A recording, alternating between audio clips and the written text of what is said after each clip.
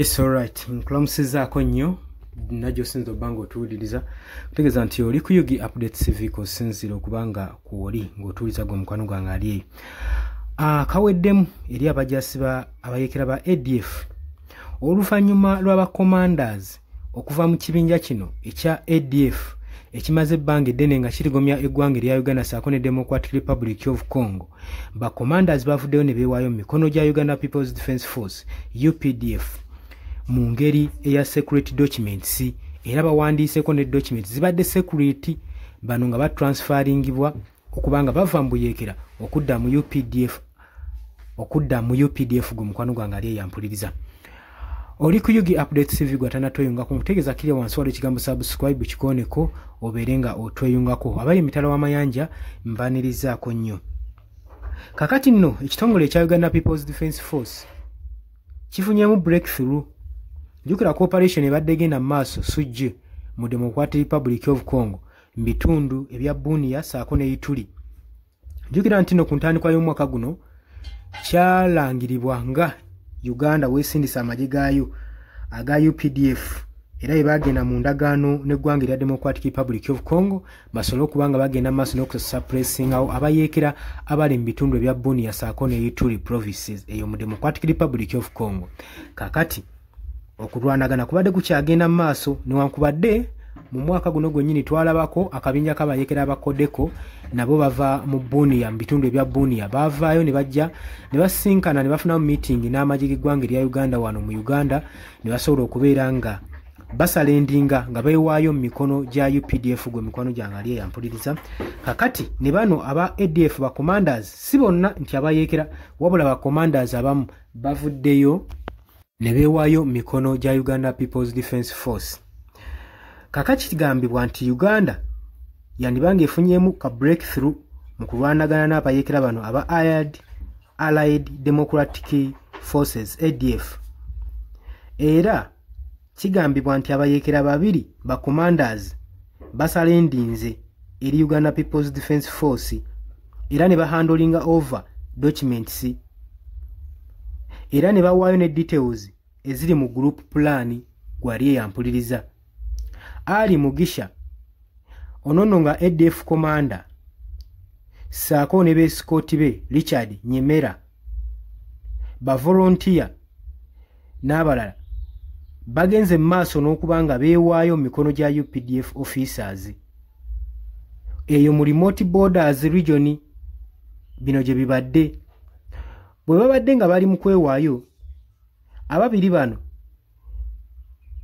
tebeewaddeyo bwebi wabula bawaddeyo n'ebigenderwako nga documents ebigambibwa nti nno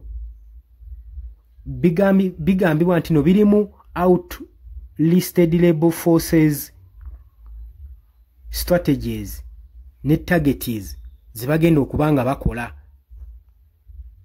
Oba okategedde bano mu kwewaayo ba commanders ababiri baze ne documents nga zirimu embala n'enkola ne pulaani ez'abayeekera bano aba ADF ze babadde bayina ne targeti ze babadde bayina ze bagenda kuddamu okukola ku bulumbaganyi bwe banaddako okukola oba eiza ku ggwanga erya Uganda oba ku Democratic Republic of Congo. Okusinziira ku military forces ebiwandiiko bino birimu details information eri movement patterns eza ADF ne pulaani zaabwe entambula zaabwe obulumbaganyi bwabwe bagenda okukola recruitment channels ze bakola n'amakubo gonna ge bayitiramu wakati wa Democratic Republic of Congo ssaako ne Western Uganda. Zonna plans zibiri mu documents ezo abayeekera bano abeewaddeyo ze babadde. UPDF Intelligence Unit bagenze maaso n'okwanalizinga materials basobole okuba nga baliverifyinga content ssaako n'okwadjustinga operational response okusinziira ku information gye bafunye mu bayeekera bano mu bakulembeze b'abayeekera okusobola okulaba nga balaba attacks recruitment channels zino ze bayina basobole okuba nga bazipulaningira ng'obudde bukyali. Kino nno eringa development eri operation egenda mu maaso wakati wa ADF ssaako ne ba senior officers mu Uganda People's Defence Force okusobola okulaba nga bababiddeko ku bigezo kitegeeza nti operation egenda batambulira bukwaku kubanga olide bamaze n'obabbirako ku bigezo. Era tukkiriza nti eno information eyinza okubeera ng'eri private ng'ebadde etegekeddwa mu biseera eby'emmaaso nga future attack okusobola okulaba ng'eteeka ku bannayuganda obulumbaganyi oba ku bannansi be Democratic Republic of Congo.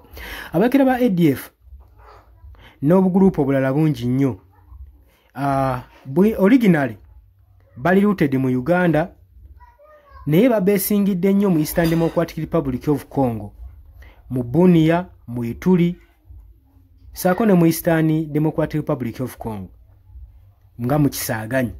Abantu bano gye basinga okuba nga beekweka, saako ne mu Great Lake Regions bagenze maaso n'okuliisa gavumenti ya Democratic Republic of Congo ya Felix Tshisekedi akakanja. Era entalo zino zibadde zimazeewo emyaka n'emyaka nga tegikomekkerezebwa. Wabula obugurupu buno badde bukola international terrors networks mu East Africa, naddala amawanga gano abiri, Democratic Republic of Congo saako n'eggwanga erya Uganda. Kakati motive eri emabega wa kino ey'okusala endinga ekyali anikiriya. Abamu beeraliikirire bagamba nti no kandibanga kakodyo oba nga strategy empya abayeekera bano gye bazze nagyo basobole okusala endinga, basobole okuba nga bagusa operation yaabwe okukosa n'okulumya eggwanga erya Uganda saako ne Democratic Republic of Congo. Okusinziira ku byogerebwa okuva mu UPDF saako ne operation mu Democratic Republic of Congo mu coordination n'abakongo forces zimaze okuba nga ziwekeninga ADF, abayekera bana ba ADF nga bagenda mu maaso n'obateekako force ey'amaanyi ennyo okulaba nga bafuluma enkambi eza Democratic Republic of Congo sinakini nga beeyongerayo eri ewala eyo mu buziba ewali ekibira. Naye UPDF tenaba kubanga evaayo kubanga isa statement ku bino ebigambibwa, abula tulinze tulabe bo kiki bagenda okubanga boogera. Ddala documents ze babawadde zituutikaganye n'omutindo ddala bye boogera webiri tebabalimba. Eno simbalandala y'aba ADF kusobola okulaba nga bakola obulumbaganyi ku Uganda People's Defence Force ewangaalira mu Democratic Republic of Congo. Jukira nti nno gye buvuddeko baatugamba abajaasi ba Uganda nkuyanja bafiiridde mu Democratic Republic of Congo, naye gavumenti yaano tevaayo kulangirira ngeri ki bajaasi bano gye bafaamu, wabula erangirira success zokka z'abafunye mu Democratic Republic of Congo. Oli ku Yugi Updates TV kwa dosinzo obanga otuwuliriza era nkutegeeza nti nno obadde okola kyamaanyi nnyo okwekumira ku mayengo gano. Mbaagala nnyo, temuvaako.